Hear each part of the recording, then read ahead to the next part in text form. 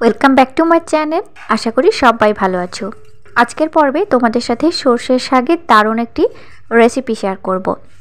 আমরা সর্ষের শাক প্রায় খেয়ে থাকি, তবে আজকের রান্নাতে সর্ষের শাকের সম্পূর্ণ টেস্ট হবে আলাদা। ঠিক পাঞ্জাবি স্টাইলে আমি রান্না করব।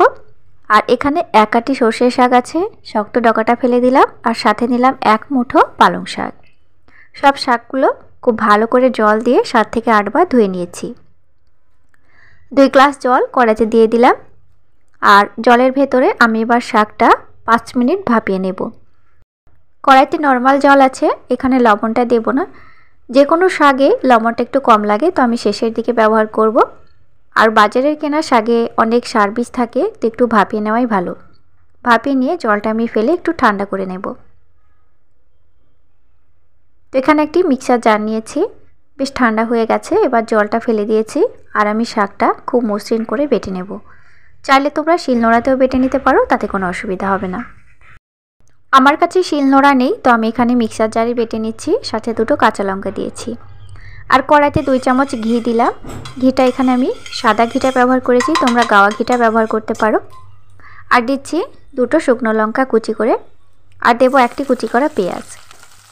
আজকের সর্ষের শাক বাটাতে অবশ্যই ঘিটা ব্যবহার করতে হবে। আমি প্রথমেই বলেছি পাঞ্জাবি স্টাইলে সর্ষের শাকটা আমি তৈরি করছি, আর ঘিটা ব্যবহার করলে শাকটা যখন খেতে যাব তখন খুব সুন্দর মিষ্টি সুঘ্রাণ পাওয়া যাবে। আর এই সুঘ্রাণটার জন্যই ঘিটা ব্যবহার করেছি। বাড়িতে অবশ্যই একবার ট্রাই করে দেখো। তো সাদা তেলের বদলে অবশ্যই এখানে ঘিটা ব্যবহার করবে। 2 চামচ আমি এখানে রসুন কুচি দিলাম। কুচির বদলে এখানে ছেঁচানো দেওয়া যাবে, তবে বাটাটা অ্যাভয়েড করাই ভালো। আর দিলাম 1টি কুচি করা টমেটো। ঘি ব্যবহার করার ফলে সর্ষের শাকে যে মিষ্টি সুঘ্রাণ পাওয়া যাবে বললাম, সেটা অন্যান্য শাকে কিন্তু তোমরা পাবে না, শুধু সর্ষের শাকই পাওয়া যাবে আর বাটার ভেতরে। তো মশলাটা খুব ভালোভাবে কষানো হয়ে গেছে। এবার আমি ওপর থেকে দিলাম একটি ভাজা মশলা। ভাজা মশলার ভেতরে কি কি আছে আমি এখানে লিখে দিয়েছি, তবে তোমাদেরকে একবার বলে দিচ্ছি। জিরা, ধনিয়া, এলাচ, দারুচিনি সব কিছু একসাথে গুঁড়ো করে নিয়েছি। এবার পেস্ট করে রাখা সর্ষের শাক বাটাটা দিয়ে দিলাম। এই পর্যায়ে বাটাটা অবশ্যই একটু শক্ত করে বাটার চেষ্টা করবে। হাতে 2 মিনিট সময় নিয়ে একটু নাড়াচাড়া করব, এতে বাটি যে জলটা আছে সেটা শুকিয়ে যাবে। আর ওপর থেকে দিয়ে দেব ভুট্টার আটা 2 চামচ।